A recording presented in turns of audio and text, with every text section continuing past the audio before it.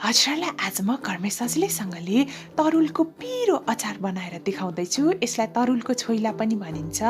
YouTube channel अमर पञ्ची food वर्ल्डमा हजुरहरूलाई धेरै धेरै स्वागत छ। बनाउन एकदमै सजिलो छ यो अचार चाहिँ। र यसलाई हजुरहरूले खाना, रोटी, नान, परौठा जेसँग खानु भए पनि हुन्छ। अब आउने माघे सङ्क्रान्तिमा पक्कै पनि हजुरहरूले एकचोटि ट्राई गर्नुहोला।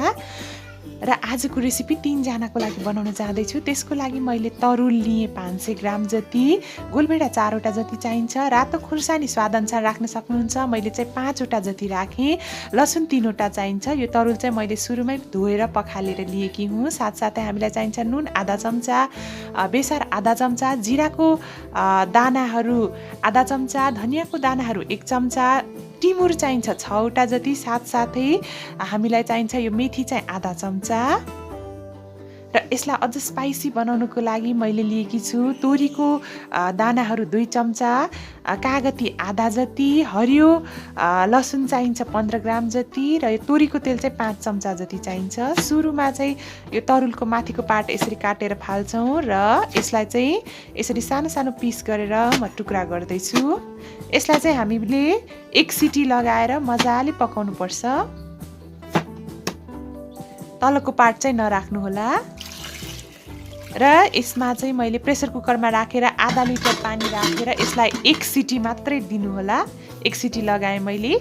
साथसाथै एउटा प्यानलाई राम्रोसँगले तताउनु होला र यो तोरीलाई एकछिन भुट्नुपर्छ। अरू चिज भन्दा चाहिँ तोरी भुट्न अलिकति टाइम लाग्छ, त्यही भएर मैले चाहिँ सुरुमा तोरीलाई भुटेँ यसरी।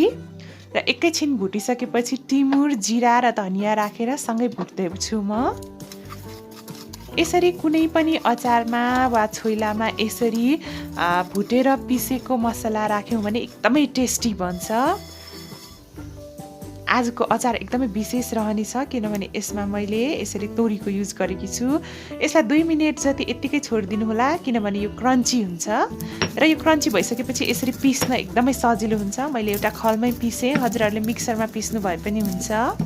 मजाले पिसेँ, पुरै धुलो बनाएर पिसिराख्नु पर्दैन, यत्तिको भए पुग्छ। र 1 चम्चा तोरीको तेललाई मैले तताएँ र साथसाथै यसरी लसुनलाई राख्दैछु मैले, र रातो खुर्सानी पनि राखेँ। स्वाद अनुसार राख्न सक्नुहुन्छ रातो खुर्सानी। हल्का यसले कलर चेन्ज नगरुन्जेल हामीले यसरी भुट्नुपर्छ। र यतिको भइसकेपछि मैले गोलभेडालाई राखेँ। गोलभेडा राख्दाखेरि रातो र पाकेको वाला नै राख्नु होला। मजाले प्युरी नहुन्जेल हामीले यसलाई पकाउनु पर्छ। बिचबिचमा चलाएर मजाले पकाउनु होला। हजुरहरूसँग कागती छैन भने आमचुर पाउडर वा लप्सीको धुलो पनि युज गर्न सक्नुहुन्छ। र तोरी छैन भने चाहिँ भटमासको धुलो वा तिलको धुलो पनि युज गर्न सक्नुहुन्छ है। यसरी मजाले प्युरी नहुन्जेल हामीले पकाउनु पर्छ। र यसलाई चिसो बनाउनु होला। र त्यसपछि मैले यता मिक्सरमा पिस्दैछु। यस्तो भइसकेको छ, हेर्नुहोस् है त। अब भने मैले अघि उसिनेको तरुल चाहिँ बोक्रा टाँसेर मजाले सानो सानो पिस गरेर काटेकी थिएँ। हरियो लसुनलाई राखेँ, साथसाथै नुनलाई राखेँ। हजुरहरूसँग हरियो लसुन छैन भने धनियाँको पत्ताहरू राख्नु भए पनि हुन्छ। र कागती पनि राखेँ मैले आधा जति। अमिलो मनपर्छ भने एउटा सिङ्गै कागती राख्न सक्नुहुन्छ। अघि खलमा पिसेको मसलालाई पनि राखेँ र यो मिक्सरमा पिसेको टोमेटो प्युरी पनि राख्दैछु। यो चाहिँ एकदमै पिरो छ, यसमा खुर्सानी भएकोले एकदमै टेस्टी पनि छ र पिरो पनि छ। र त्यसपछि मैले यसरी तोरीको तेल तताएँ र यसरी डार्क ब्राउन भइसकेपछि मेथी चाहिँ यसरी झान्दैछु बेसार राखेर।